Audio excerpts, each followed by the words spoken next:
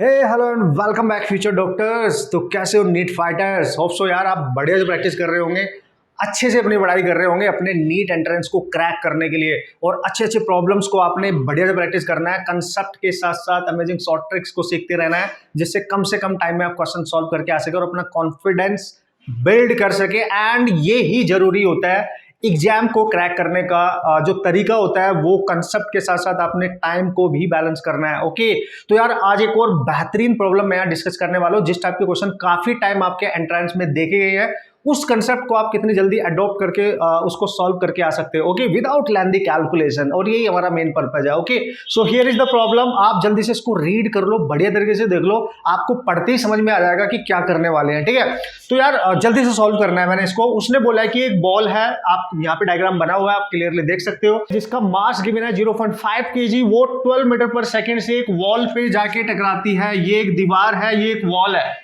ठीक है, अब वो जब दीवार पे जाके टकरा रही है, वो बोलता है कि वो 30 डिग्री के एंगल पे टकराती है। वॉल के साथ एंगल है ये, this is the angle with wall, है ना, वॉल के साथ एंगल है। ठीक है, फिर बोलता है कि आफ्टर रिफ्लेक्शन, जब वो यहाँ पे टकराती है, सेम वेलोसिटी के साथ सेम एंगल बनाते हुए रिफ्लेक्ट हो जाती है। मतलब बॉल किसी एंगल से आई, दीवार पे टकराई, टकरा के वापस चली गई, वेलोसिटी भी सेम, एंगल भी सेम। तो जब उसने दीवार पे वो टकरा रही थी, उस समय टाइम ऑफ कांटेक्ट था 0.25 सेकंड। यानी उसका टाइम ऑफ कांटेक्ट, जब वो जो बॉल थी, जब वो दीवार पे टकराई जाके, तो कितने टाइम के लिए टकराई, दिस इज द टाइम।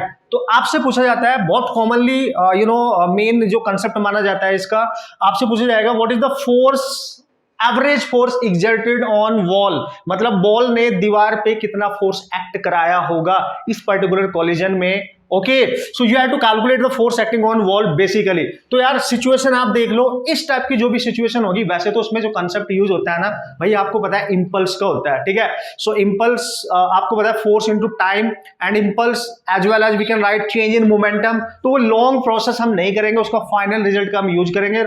बस सिचुएशन आपने पहचानी है यहाँ पे, अदरवाइज आपको कंपोनेंट में इसके कंपोनेंट रिजॉल्व करने पड़ेंगे एक्स और वाई पे, देन आफ्टर आपको इंपल्स का फॉर्मूला यूज करके क्वेश्चन सॉल्व करना पड़ेगा। वो लिटिल बिट लेंथी होने वाला है।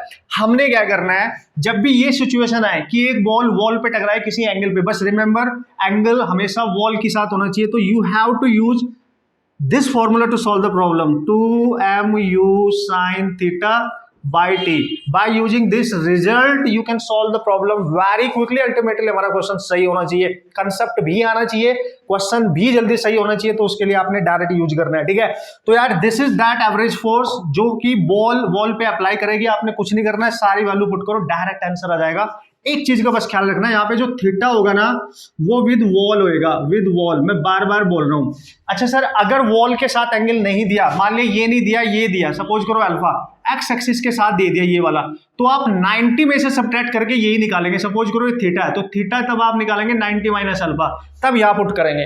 अगर डायरेक्ट वॉल के साथ दे रखा है तो डायरेक्ट पुट करेंगे। ओके यार, बस अब आपने क्या करना है, इसमें वैल्यू पुट अप करनी है, कोई टेंशन नहीं है। फिर सारी वैल्यूज आपको गिवन है, बस एंगल का ख्याल रखना है। सिचुएशन आपके सामने है, तो भाई फोर्स आपका डायरेक्ट आ जाएगा। देखो 2 इंटू मास है 0.5, इंटू वेलोसिटी है 12, इंटू साइन ऑफ 30, डिवाइड में टाइम दे रखा है 0.25। अब तो यार कैलकुलेशन है, ये तो आप बचपन से करते आ रहे हो। नहीं तो साइन 30 1/2, यानी ये 2 कैंसिल इससे हो जाएगा। यहाँ पे 0.5 है, यहाँ पे 0.25 है, तो ये 5 आएगा, और एक पॉइंट एक्स्ट्रा है तो ऊपर जाएगा, तो ऊपर जाएगा 12 इंटू 10 डिवाइड बाई 5 इंटू 2, यानी 24 newton is the required force.